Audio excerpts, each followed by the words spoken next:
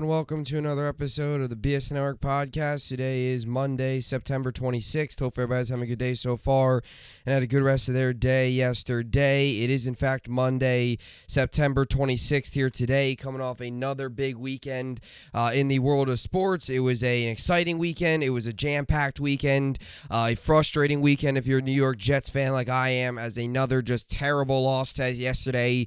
A typical Jets performance after they get a win. We'll get more into it here in a second. The Yankees get a ton of wins this weekend. They're just winning all over the place. They sweep Boston in the three games, the three full games, and the 6 innings that they played yesterday. The Yankees do get the win on the rain-shortened win. Judge is still waiting for 61. He will now head to Toronto without home run number 61. So we shall see if he gets into Toronto. He's got 10 games left to do it. 3 in Toronto, 3 then back at home in Baltimore, and then they head out to Texas for 4 games in 3 days. So he's got 10 more games left. He's got 3 series left. He's got 1 more home series to do it if he wants to. If he does decide to do it at home, he's got 3 more home games left. So we'll see. I have this weird feeling he's going to do it in Toronto. I just feel like that's going to happen. Maybe it's just me. Maybe I'm wrong. Maybe it's a false optimism that I'm getting. But we'll see how it all plays out. Still a great weekend for the Yankees. Can't, even with Judge not getting 61, still can't take that away from, or still you can't let that, you can't let that cover up the fact that the Yankees had a great weekend of baseball, beat the Pirates twice, obviously beat Milwaukee all the way back last Sunday. They're on a win streak right now. They're winning games, swept the Boston. Now you head to Toronto. 2 game, your magic number's 2.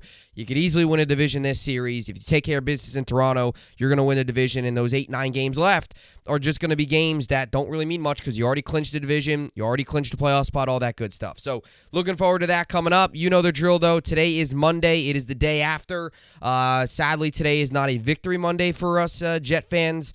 For the Giants fans out there, you get ready for the game tonight, and if you win tonight, well, you get a victory Tuesday tomorrow, so we'll see how it all plays out. But you know the drill. We'll get into the NFL recap, get to the Jets, all that good stuff, get to fantasy football, recap it, give you some advice for tonight, although there's not a ton of great otoptions tonight to play. Then other than a couple of players here and there, it's not an incredibly star-studded matchup between the Giants and the Cowboys, and that's not a knock on the two teams. But most likely, nobody has Cooper Rush and Daniel Jones playing. Most likely, most people probably won't be playing either defense. And for the Giants, other than Saquon Barkley, there's not a ton of playmakers on that side of the ball. I mean, maybe somebody has Galladay, but he's not going to, he's done nothing. Maybe somebody has a guy like a Kadarius Toney. You go to the Dallas side, you do have Lamb, you do have Elliott, you do have Pollard, so there are some pieces there. We shall see how it all plays out. And like as always, finish off with the New York Sports Update. Yankees day off, or actually Yankees rather will be back in action tonight against the Blue Jays. No day off today. They'll have a day off on Thursday this week. And the Mets have a day off today. They'll be back in action tomorrow after taking 2 of 3 in Oakland. They'll be back in action tomorrow for a quick 2-game homestand against Miami, and then they'll head out to Atlanta for 3, and then they'll come back home for 3 more against Washington, and that will be their regular season as well. So a lot to look forward to. With all that being said, this is the BSN podcast, and let's get right into it. So another weekend of football is in the books. It was a frustrating weekend for me. I pretty much lost in every fantasy league, which wasn't good. So I'm now 0-3 in one of my leagues, 1-2 in basically all my other leagues. Wasn't a great week for me in terms of game picks. I went 5-10 this week, which was just awful. If I get the pick correct tonight, I go 6-10. My overall record right now is at 22-25. So the best I could do coming out of week 3 is 23-25. So I need a big week next week because 22-25 is not a very good record for me. My game picks, a lot of surprising victories. It was a lot of tough games to choose from this week. Miami over Buffalo. You see obviously, Carolina over New Orleans. You see Atlanta go on the road and beat Seattle. Not that that's crazy surprising. I didn't see that happening, but hey, it is what it is. I thought Houston would get the win against Chicago. Another game where Justin Fields throws under 50% and they still win the game. So just a wild kind of weekend of football. But we have to start with the New York Jets. And again, I'll get to the rest of football. You know the drill. I kind of, skim through each game and get to it all. But I got to start with the New York Jets because yet again yesterday, the New York Jets had a typical Jet performance, had a typical Jet loss after a very big win on the road in Cleveland. And you look at the timeline this past week as us New York Jet fans, You get the big win in Cleveland with the late game heroics, the thrilling victory, the 99.9% chance to lose the game. You see it all over, the ESPN's, projections and all that stuff. And then, the Jets go on and win in thrilling fashion, score 14 points in the final minute and a half, get the onside kick, all that great stuff. And you go into this week going up against a Bengals team that is 0-2. And oh yeah, by the way, Joe Burrow has been sacked 13 times. And you go up against a team that hasn't looked good, and the two quarterbacks that they lost to were Mitch Trubisky in week 1 and Cooper Rush in week 2. Now, don't get me wrong. Those games very easily could have went other way.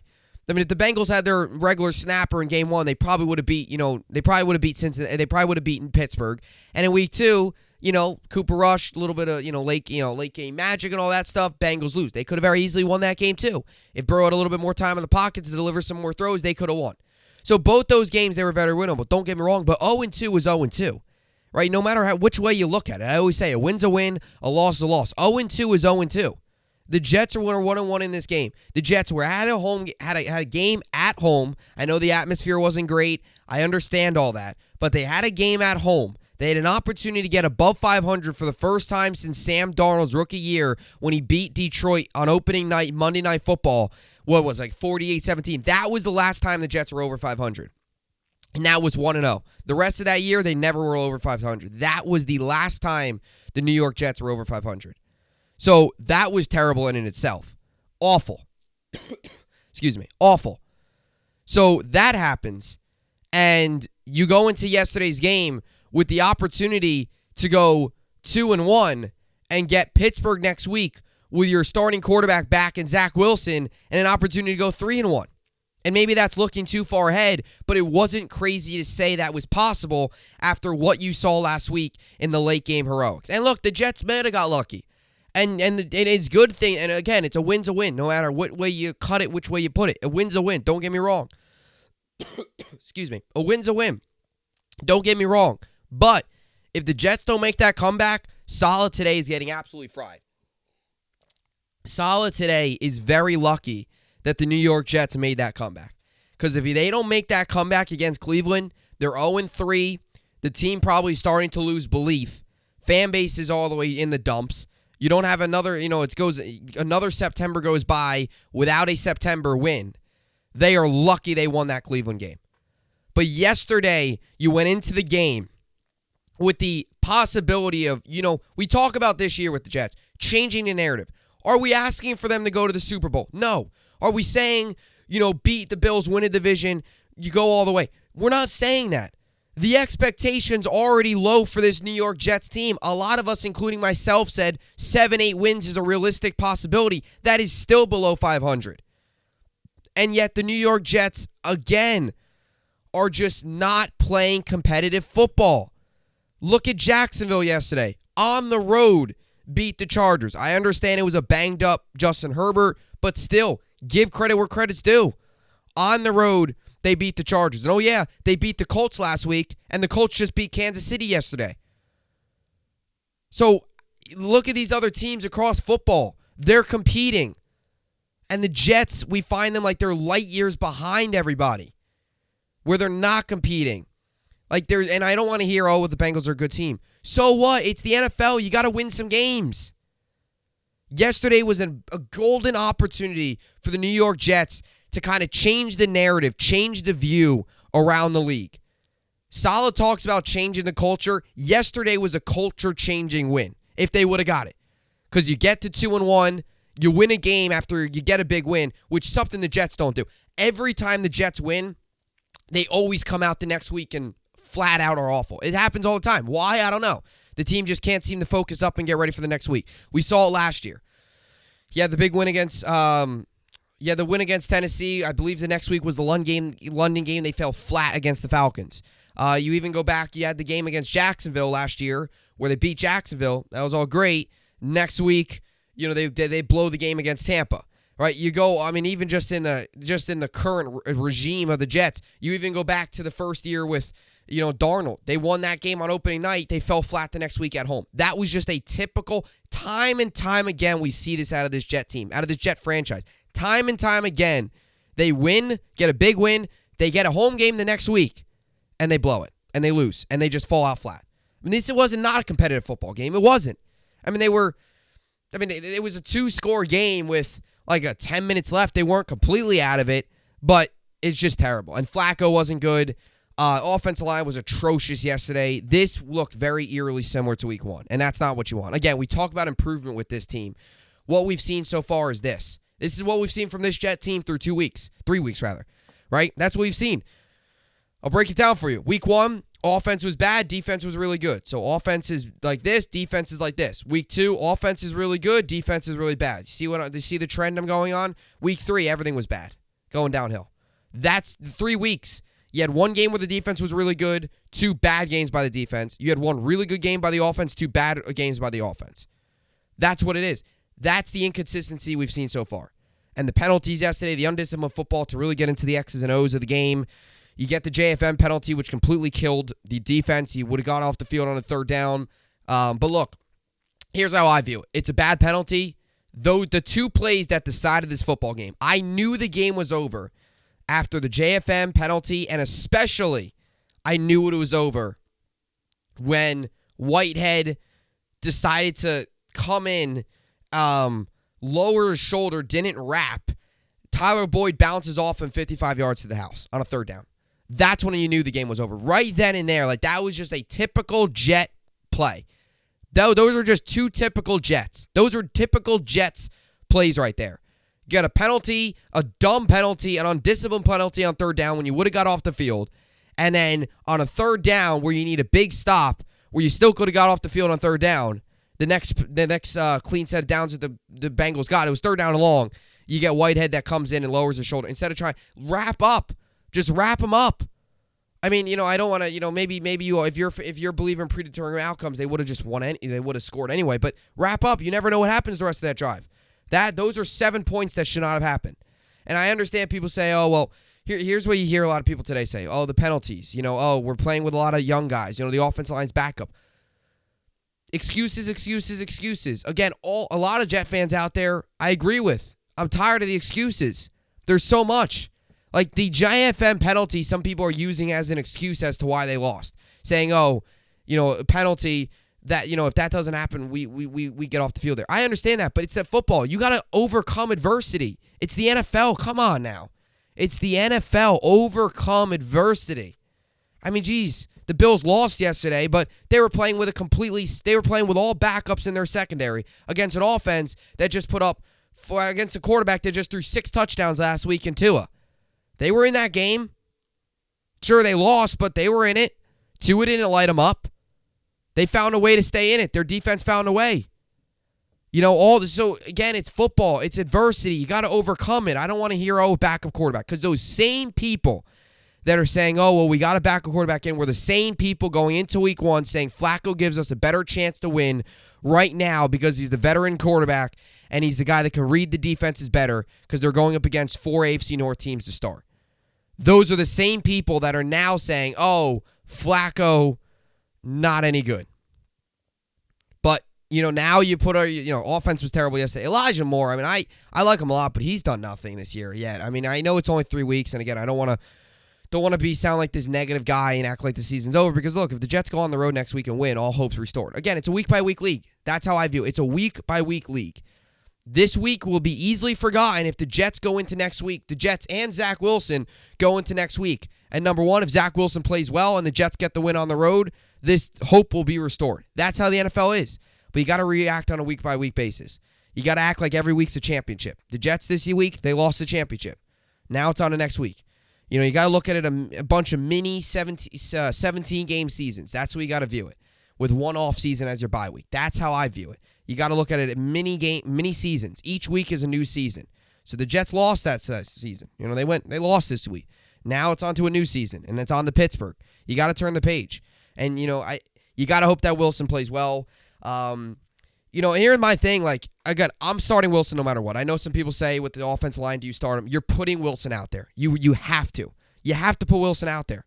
You got to look at the Jets' schedule, too, coming up. They got Miami, then Denver and Green Bay. The last thing you want is for Wilson to be playing his first game against Denver on the road and Green Bay on the road. And I understand Denver hasn't looked good, but their defense has been phenomenal. Their offense hasn't been good, but their defense has been great. And last year, Wilson struggled against Denver.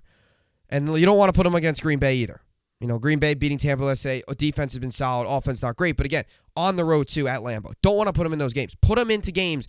On the road in Pittsburgh, that's not a great matchup. It's a tough defense, don't get me wrong. But their offense isn't very good.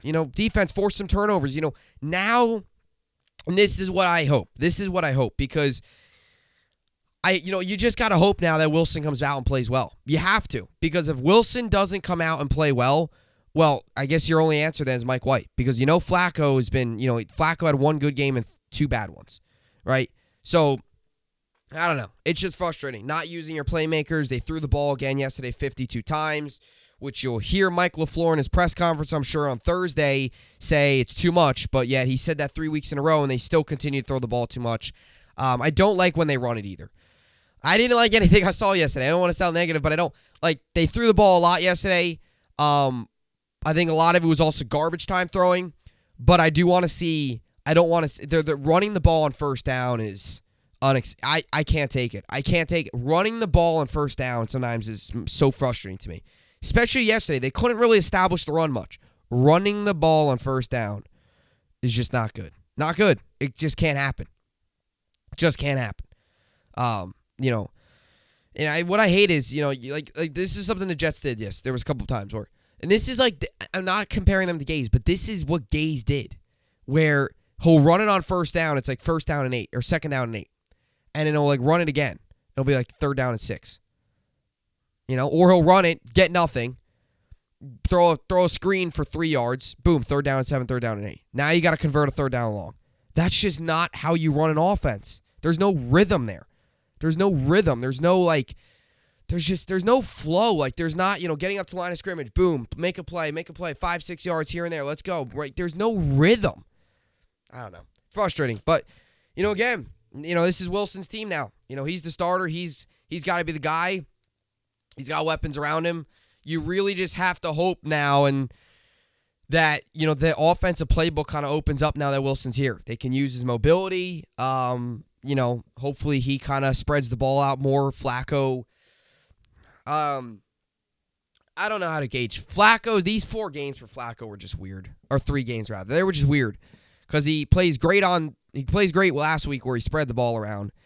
It's not like he wasn't spreading the ball around. He just wasn't completing passes. Yesterday was terrible. There was a couple bad throws. He was trying to get the ball to different guys, but he targeted Conklin 8 times. He targeted Wilson 8 times. He targeted Breece Hall 11 times. He targeted Elijah Moore 10 times. He's getting guys double-digit targets. It's not like he's targeting one guy 15 times and everybody else 5 times. He was trying to get the ball out, but just some bad throws, drops. Jets lead the league in drops.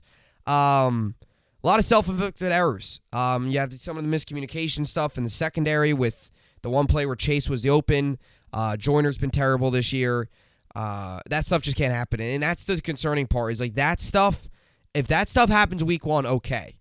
And DJ Reed had a great press conference yesterday saying, they got to over-communicate. He was saying that, the defense needs to have a meeting. Players and coaches, because everybody's involved. And I think Reed, if you read between the lines, or as they say, read the tea leaves, right? If you read between the lines, Reed's basically saying, the coaching staff is also to blame here. He's kind of saying that too. And look, Reed's been on winning teams. He's been with Seattle. Been with San Francisco. He's been with winning teams. He's been with different teams, winning teams. He knows, he's a guy that knows when things are going good and he knows when things are going bad. He does. And that's, to me, not concerning, but a little alarming in terms of what he said yesterday in terms of we got to bring everybody together because he knows what it takes to win. And right now, he obviously is seeing they're not anywhere close to winning right now in terms of the way they're playing. But the communication stuff, sure, you're going to have a miscommunication, but we've seen miscommunications all 3 weeks. You saw last week in Cleveland. You saw this week. And I forget against Baltimore. It feels like an eternity ago. But it seems like the Baltimore, too, probably had miscommunication. And miscommunication is going to happen, but it can't happen every single week. That should be stuff you get ironed out in practice. You can't have that happen every single week. Miscommunication. And I don't want to hear, oh, it's new guys. You're 3 weeks into the season. What are we going to do? Finally, by week 15, we finally communicating okay? That's the deal? I don't know. Frustrating. Did nothing yesterday. Just an all-around bad performance. A typical Jet performance after a win. And now, all the pressure's on Wilson because now he's got to be the guy to turn this around. But look, that's why we drafted him. He's got to be the franchise guy. So he's got to step up because if he struggles, well, it's just going to be a long year. So you got to hope that he injects energy into this team. I believe in Wilson. I do. I truly believe in Zach Wilson. I do. We've seen a lot of good things. We saw positives last year out of him end of the season. I think hopefully you're going to see this offense start to open up a little bit in terms of mobility. I think Wilson's mobility is going to be huge. Like just seeing him being elusive in the pocket, I think it's just going to be pivotal. I know he had the knee injury, and there are some people I'm sure out there that are saying, they're concerned if he isn't going to move much, he's going to be more pocket. The reason I'm not overly concerned about that is last year when after post-knee injury, when he had the knee injury against New England last year, he came back and he was still mobile. Because after the fact, that's when he had that long run against Jacksonville last year. So I'm not overly concerned. Like, I don't think his confidence level is going to be extremely low to run. Like, I don't think he's going to be scared to get out of the pocket. Maybe he'll be a little bit more conservative in terms of when to slide. Definitely. I don't think he's going to try to get an extra yard or two. If he scrambles out of the pocket and is running it, I don't think he's going to cut back. I don't think he might slide a little earlier. He might just step out of bounds. He's going to be a little bit more conservative there, but I don't think he's going to turn, Carson Wentz is a great example. He's a guy that ever since that torn ACL, he's not been nearly as mobile, right? Wilson, I don't think that's going to be the case because we saw last year, even after the knee injury, he was still very mobile because after the knee injury last year, he had that long run against Jacksonville. Same thing here. I don't think that's going to be in the back of his mind. Sure, when he's running it, I'm sure the coaches are going to tell him, look, dude, if you're running it, don't cut up field. Don't cut up field like you did against Philly, re-injure your knee. Just step out of bounds or slide or, whatever you got to do. Just don't, you know what I'm talking about. So we'll see how that plays out, but Wilson's got to be the answer. And I believe in him. You just got to hope that he comes out, injects energy into this team, injects energy into the defense too. Like, get off, fast starts. What the Jets need next week is get off to a fast start on offense, force a turnover on defense. Let's go. Like, come on. Like, inject some energy into this team. So, it's Zach Wilson's team now.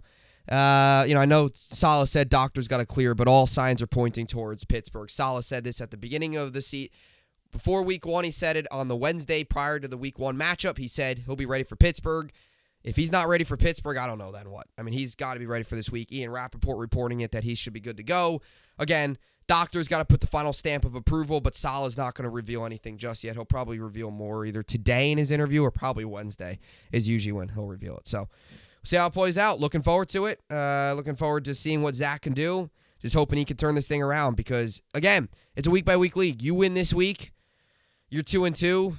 You head back home against Miami. If Zach plays well, again, we're hopes restored, and you're all kind of like, oh, we could get to 3-2 here. That's how it is. So, got to find a way to bounce back, and just got to hope that Zach Wilson injects some sort of energy into this team because right now the offense and the defense is really, really flat. All right, so that's what I got for the Jets' frustrating loss. Was really hoping for a second victory Monday in a row, but it's not the case.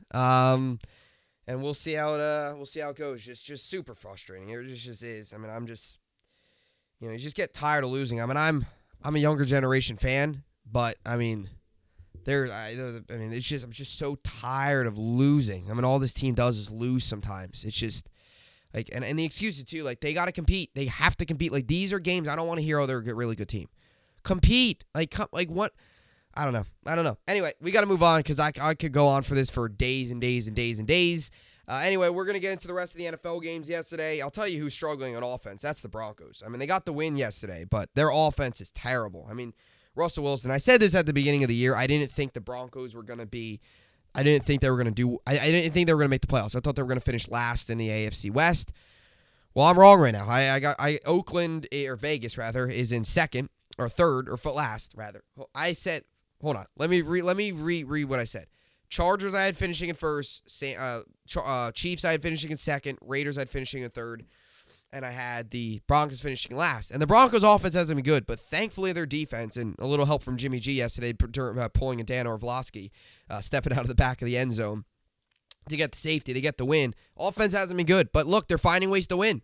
And maybe that's what this Broncos team is. Again, sometimes we see this out of the teams. Like everybody thinks teams sometimes are so good at a certain thing, and they're like, where's the offense? Where's the offense? Maybe that's just the Broncos formula, where they're not going to be a heavy offensive team. They're not going to put up a ton of offensive numbers. They're going to win games defensively.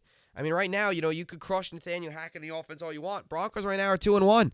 I mean, it's not like they're 0-3. They're 2-1. They're finding ways to win. It's ugly. It's not pretty. I mean, Russell Wilson yesterday got sacked 4 times, only threw 184 yards, but they're finding ways to win.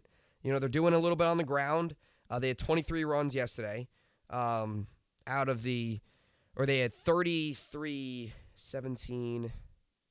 Right, no, 27 plus 6, that's what, 33? They had 33 runs yesterday and 33 passes, and they had a touchdown. Melvin Gordon with a touchdown. They are turning the ball over a little bit, obviously. The turnovers, there's some costly mistakes, but they're finding ways to win. It's not pretty. It's ugly, but they're doing it. I mean, they're 2-1, so I don't know. It's interesting. The AFC West has turned into a real interesting division. We went from 4 high-powered teams to Chargers look good. I know they lost yesterday, but I'm not overly concerned about the Chargers. I don't think I know they're 1-2 now, and there are some people out there that are getting a little concerned about them. I don't think they're just gonna. I'm not overly concerned. Trevor Lawrence was phenomenal yesterday. Obviously, Herbert was playing with the rib injury. I'm not overly concerned about the Chargers. What I am concerned about is the Raiders, because the reason I'm concerned about the Raiders is because new head coach Josh McDaniels, and he's showing a lot of signs of what he showed in his first run at head coach in Denver, which was struggles. And they're 0-3. And, Ian Eagle brought up on the broadcast yesterday something about talking about if the Bengals would have improved to 0-3, like the 2.8% chance or something of making the playoffs. So it's extremely low.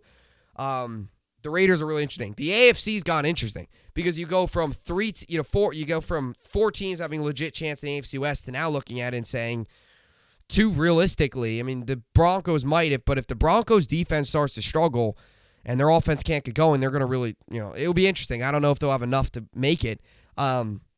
But now you're looking at the AFC East, and the Dolphins look legit. I mean, they do. They had a big win yesterday, and I got to give credit where the credit's due to the Dolphins. They'll obviously have a big Thursday night game coming up against the Bengals on the road. We'll see how all that plays out. But, the AFC is interesting. It's turning into kind of that division where it's like you thought you had it in, you thought you had everything figured out, and now it's like, oh boy, if Cincinnati can get hot, Cleveland, I know, they lost obviously to the Jets, in that terrible fashion for them, great fashion for the Jets, but they're still 2-1. It's like, well, now the AFC is kind of interesting. It really is. So it'll be interesting. Some other games, obviously, Rams beat the Cardinals. I wasn't over surprised. I know some people thought they had it.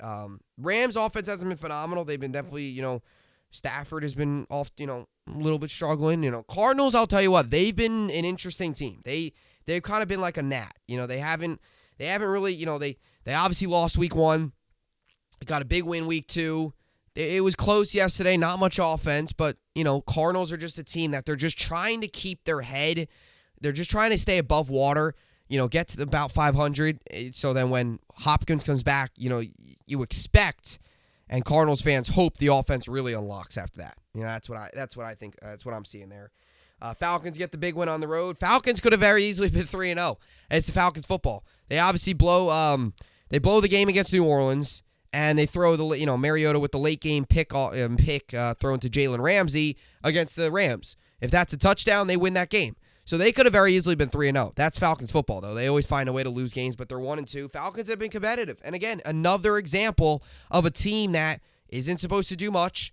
Jets dominated in joint practices, by the way. A team that not nearly as much talent the Jets have, and they're 1-2, and they've competed in all 3 games. And oh yeah, they've competed on the road in Seattle, tough environment, they won, and they were on the road in Rams.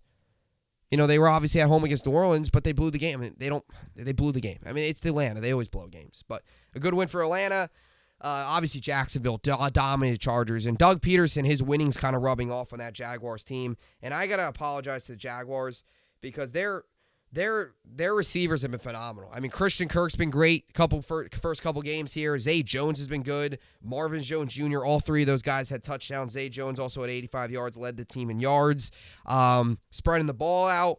I mean, they look good. And maybe, whatever their scouts saw, whatever their front office saw in Christian Kirk, Zay Jones, they obviously felt like they could really, really unlock in Jacksonville, and they have. I mean, I apologize. I said at the beginning of the year, I didn't think that their weapons were good enough, and sure enough, their weapons have been performing in a big way, and they're 2-1, and Doug Peterson, again, those winning ways are kind of rubbing off of that Jaguars team. You know, a lot of people forget Doug Peterson won a Super Bowl. Like, I know the way it ended in Philly was ugly. You know, it wasn't pretty, but it, you know, with the whole Carson Wentz stuff and the whole Nate Sudfeld, the final week of the season during the COVID year, all that stuff, it didn't end well. It ended ugly, but people forget he won the Super Bowl with a backup quarterback.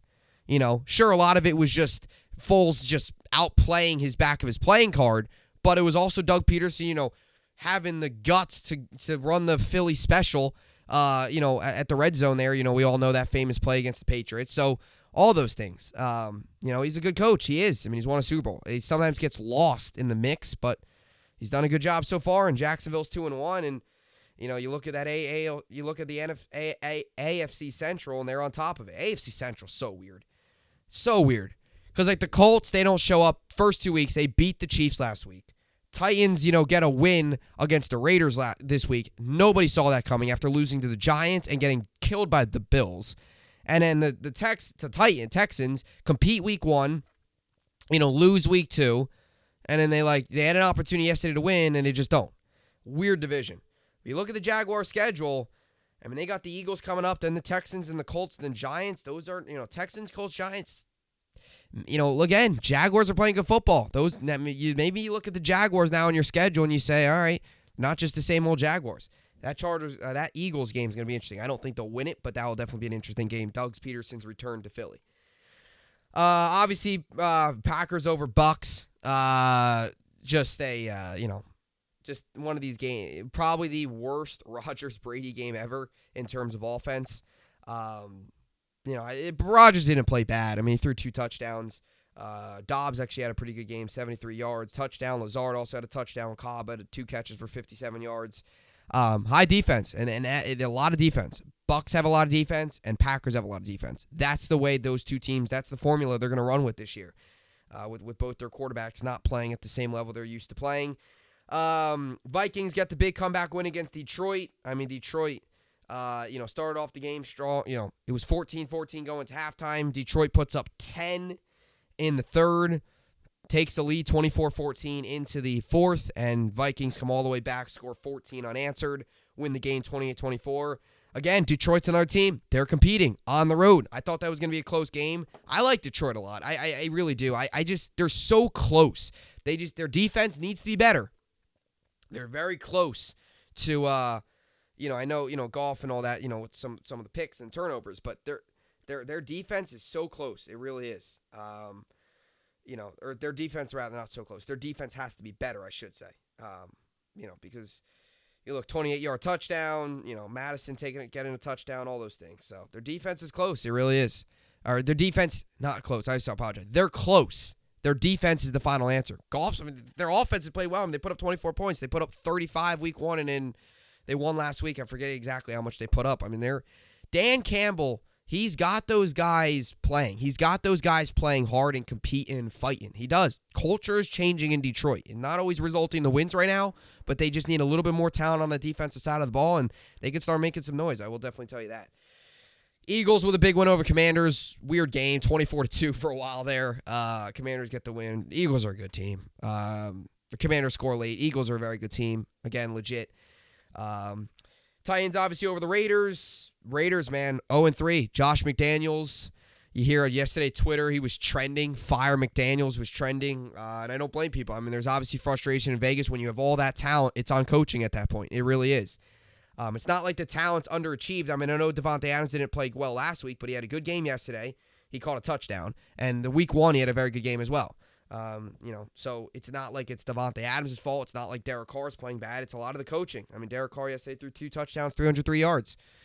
It's just a little bit of coaching and a little bit of everything, it seems as if in Vegas. Ravens get the win over the Patriots. Obviously, Colts over the Chiefs. Panthers over the Saints. Bears over the Texans. Something about the Bears and when Justin Fields throws under 50%, they win games. 8 of 17 in week 1 against San Francisco, the Bears win. 8 of 17 week 3 against Houston, the Bears win. Week 2 against Green Bay, he played pretty well, Bears lost. So if Justin Fields keeps throwing below 50% completion percentage, they win games. Again, similar to the Broncos. Not pretty, but they get the job done. And obviously the crazy Bills-Dolphins game, that was wild. The butt punt, Mark Sanchez no longer is. If the Bills went on to win that game, the butt fumble would be sail off into the sunset. Everybody would now be the butt punt would be the thing now for the next couple years to talk about until something else happens like that. Almost like two things that we never thought we'd see again, we saw yesterday. We never thought we'd see the butt fumble again. Well, we saw the butt punt yesterday. We never thought we'd see somebody pull a Dan Orlovsky in the back of the end zone. We saw that yesterday.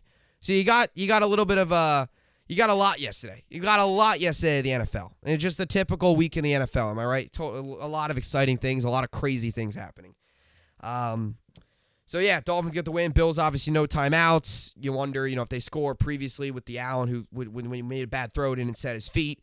If they score there, possibly could have been game, but it's 6 seconds left. Tried to get the ball, snap, couldn't. The offensive coordinator, I believe it was like Ken Dorsey, I think, was frustrated. Was throwing stuff, slamming the table. Actually, the camera broke because he threw something at it. So tough loss for the Bills, but I'll tell you what, for the Dolphins, and Tua showed a ton of fight yesterday. Was loopy, walked off the field. Don't even know how in the world he came back, but he did. And got to give credit where credit's due to this Miami team. They're 3-0, and 3-0 is 3-0. And I so far been wrong, and I got to give credit to them because they're playing some of their best football that we've seen in a very long time. All right, so a good win there. A lot of good weeks. A lot of good games, and another good week of football. Finish things off tonight with a little Giants-Cowboys, rather. Game 2 at MetLife was funny. Yesterday, you see after the game, they already start stripping down the Jets stuff, getting the Giants stuff up for tonight's game. So Giants, Cowboys, MetLife Stadium. Giants 2-0, Cowboys 1-1. Giants pulling a whiteout tonight against Cooper Rush and the Dallas Cowboys. Giants are 1-point favorites, over-under set at 39. Expect a low-scoring affair here tonight, 8:15 p.m. Eastern, ESPN. 54% of people think actually, let me check here. I'll tell you how many people we'll see. 54% think the Giants will win. So 54% of people think the Giants will win. I think I agree with those, and I do think the Giants win this game. I think Cooper Rush and the Cowboys, yes, they got the win last week. I don't think that's the legit Cooper Rush you're going to see. I just don't. I like the Giants in this game. Giants are playing with fire right now. They are. I mean, it's not the prettiest football ever. Their offense last week was not good. But look, their defense has been very good. That place, MetLife's going to be packed this week. An opportunity to go 3-0. That place is going to be packed this week. Monday Night Football, Cowboys, whiteout. Giants have the crowd advantage. Again, I'm not a full believer in Cooper Rush. I don't think Cooper Rush is going to pull some magic again like he did against Cincinnati. I like the Giants. I like Brian Dable. I like what they're doing. Give me the Giants 17-14. Low-scoring win. A late touchdown wins it for the New York Giants. 17-14 Giants win. I think they cover the 1, and I'll take the under on the over-under of 39. Giants improve to 3-0. That's my pick. All right, so let's get to baseball here quickly. Pirates, Reds tonight, Nationals, Braves, Red Sox, Orioles. Those are your 3 national games. And you also got the Yankees on tonight. Yankees come into tonight's game 94-58. Blue Jays are 86-67. I got Luis Severino's on the mound. He's 6-3 with a 3.36 ERA. And Kevin Gausman on the mound. He's 12-10 with a 3.32 ERA. Over/under set at 7.5. So a good pitching matchup tonight.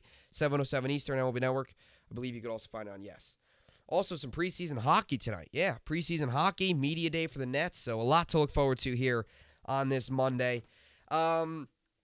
Fantasy baseball, I lost in one of my leagues, so I'm in the consolation game. In my other league, I'm actually in the championship. So we'll see how that plays out. As for fantasy football, I lost in every league this week, or I'm going to lose in every league this week. I'm losing right now in one of my leagues, 93-78. In my second of my 4 leagues, I'm losing 114-93. I've got nobody going. My opponent has nobody going. In my other league, I am losing right now 95-87. So unless if CeeDee Lamb fumbles 10 times, I'm not winning there. And as for my other league, I am losing 109-80. So I'm going to move. I have Graham Gano tonight. So unless if Graham Gano gets me, 29 points? Unless my kicker gets me 29 points. Not going to win this week in that league either. So that league, I'd be 0-3. So I'm going to be 1-2 in every league and 0-3 in one of my leagues. So not a great start to fantasy football per se. A lot of injuries. Cook going down, David Montgomery going down, Keenan Allen not playing yesterday. Dealing with a lot of injuries. A lot of guys on my bench playing really well. So definitely got to make some roster moves. I did bench Rodgers yesterday, and it actually helped. Didn't help a ton. Rodgers got 16, Cousins got 18, so I got 2 extra points. Doesn't really mean much. But, tonight, not a ton of guys. I mean, if you're deciding between like a Saquon and like a Tony Pollard at, Saquon or like an Elliott, I'd probably go Saquon. It doesn't matter. I think some people might have Saquon and Elliott, to be honest with you, because they both kind of fell a little bit in the draft. The big thing is the Giants' offense line. If they can utilize Saquon like they did against Tennessee, would be a great fit.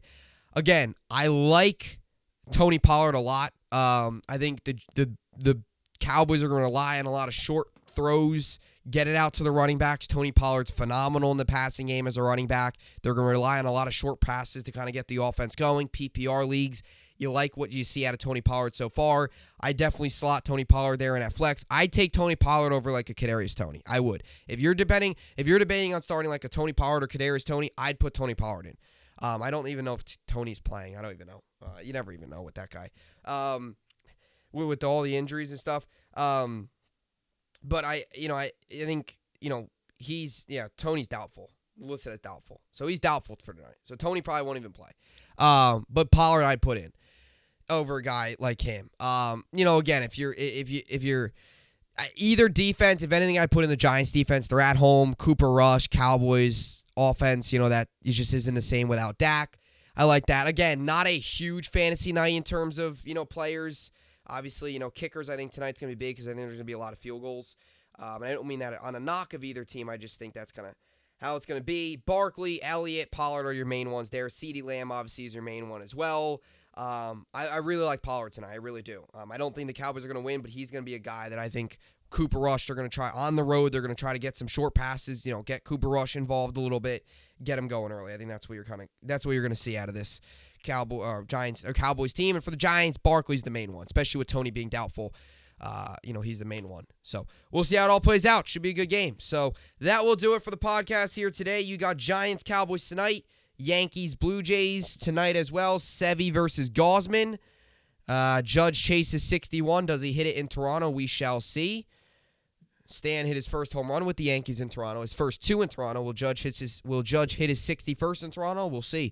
He's got 3 games to do it. Probably roughly about 12, 13 at-bats, so we'll see how it all plays out. So that will do it for the podcast here today. As always, I will see you all back here, kind of been every other day now, so probably Wednesday. If I could do a pod on a Tuesday, I will. We'll see how it all plays out, but definitely back on Wednesday to do another podcast, as always, and hope you enjoyed it, and thanks for watching.